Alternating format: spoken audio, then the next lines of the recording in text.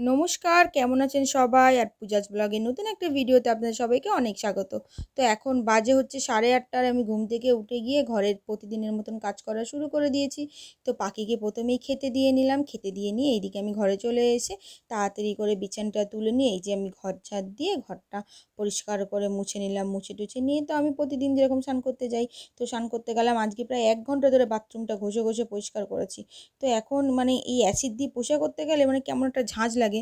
তবুও কী করব, আমার পরিষ্কার না করলে ভালো লাগে না। তো সেই জন্যই করলাম অনেকক্ষণ ধরে বসে।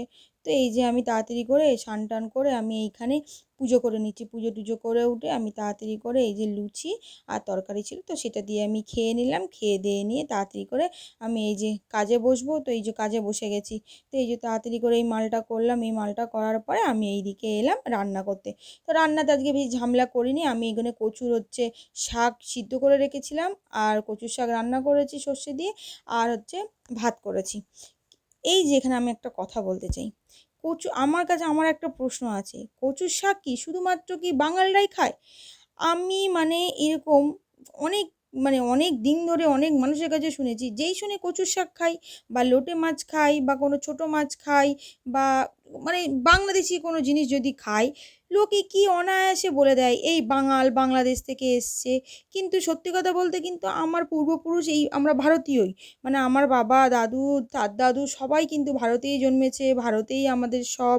আমরা কিন্তু বাঙাল নই। কিন্তু কি হয়েছে এই মানে যারা বাংলাদেশ থেকে এসছে তাদের এই খাওয়াগুলো খেয়ে তাদের বাড়িতে গিয়ে খেতে না আমাদের এই জিনিসগুলো অভ্যাস হয়ে গিয়েছে খেতে। আর এখন কি আমরা এখন বুঝি যে কচু খেলে কি উপকার হয় বা লোটে মাছ খেলে আর আমি একটা কথা বলি, কি মানে কচু এগুলো কি মানে খালি বাংলাদেশেই জন্মায়? আমাদের দেশে কি জন্মায় না? তো মানুষ কেন অনায়াসে বলে যে বাঙাল। আরে বাঙাল ঘটি কি যায় আসে? সবাই তো এখন সবার খাবার খেতে ভালোবাসে। তো মানুষ না এত মানে নিজ মানসিকতার কিছু মানুষ আছে যে বোঝা যায় না, যে বাংলাদেশি শুনলেই তারা কেমন একটা মানে ভুরু কুঁচকায়, মুখ কুঁচকায়, মানে কি না কি একটা অপরাধ মানে করে ফেলেছে। তো এরকম কে আমার মতন এরকম সমস্যার সম্মুখীন হয়েছেন কমেন্টে জানাতে ভুলবেন না। আমি অনেক কাউকে জিজ্ঞেস করেছি, তারাও বলে তাদেরকেও এরকম নাকি যদি কোনো বাংলাদেশি কোনো খাবার খায় মানে কচু, মানে এই লতি এইসব জিনিসগুলো যদি খায় তাদেরকেও নাকি লোকে বলে, "এই পুরো বাঙাল, এই দেখো বাঙাল নিশ্চয়ই এর বাড়ির লোক বাঙাল।" তো আরে বাবা আমি বুঝতে পারি না, বাঙাল হলেই বা কিসের সমস্যা? মানে কিসের সমস্যা? মানুষ যদি ভালো হয় তো বাঙাল, ঘটি তাতে কিছু যায় আসে? যদি ঘটিরা যদি খারাপ হয় তাহলে কি হবে? যদি মানুষ যদি খারাপ হয়, মানুষকে মানুষের মতন হতে হবে। কে বাঙাল, কে ঘটি এগুলো নয়। তো আমরাও তো এখন চাউমিন খাই। তাহলে কি আমরা চাইনিজ হয়ে গেছি? আমরা তো মোগলাই খাই, বিরিয়ানি খাই। তো এগুলো তো মুঘলদের খাবার, মুসলিমদের খাবার। তাহলে আমরা কি মুসলিম হয়ে গেছি? নিশ্চয়ই না। মানুষ কিন্তু সেইগুলো তো বলে না। কিন্তু এই বাংলাদেশি জানি না কেন এই জিনিসগুলো হয়। আমি ছোট থেকে এরকম কখনো শুনিনি। আমি জানি মানুষ সবার সাথেই ভালোভাবে মানুষের সাথে মিশতে হবে। কিন্তু কিছু নিজ মানসিকতার মানুষ এই জিনিসগুলো কখনো বোঝে না। আর তারা বুঝতেও পারে না যে এই মানুষগুলোর কথা মানুষের কিন্তু খুবই কষ্ট লাগে। তো আমি আমার বাবাকে বলাতে আমার বাবা বলেছিল যে, "তোকে বলেছে যে যারা তোকে এরকম বলছে তাদেরকে আমাদের বাড়ির দলিল দেখাবো।" যে আমি বললাম, "কেন? তুমি কেন প্রমাণ দিতে যাবে?" বলছে, "না এরকম করে কেন বলবে?" তো হ্যাঁ, সেইগুলো আমাকে খুব নিজের লোকরাই বলেছে। বেশিরভাগ নিজের লোকরাই, আমি বলতে চাই না কারা বলেছে।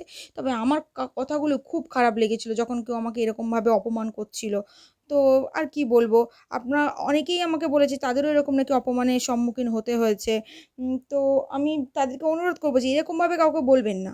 কারোর সম্পর্কে কিছু না জেনে এরকম মন্তব্য করা উচিত নয়। তো এই কথা বলতে আমার রান্না হয়ে গেল। আমি এদিকে রান্না করে খেয়ে-দেয়ে আর এই যে কাজে বসে গেছি। দুঃখের বিষয় হচ্ছে আমি আজকে কচুর তরকারিটা খেতে পারিনি। কারণ ওটা পুরো গলা ধরেছে, এত গলা ধরেছে আমি পুরো ভাত মেখে ফেলে দিয়েছি। মানে আমি কাঁচা কচু খেয়ে নিতে পারি, সেখানে আমি ওই কচুটা খেতে পারলাম না। লেবু খেয়ে মানে আমার গলার চুলকানো সারিয়েছি।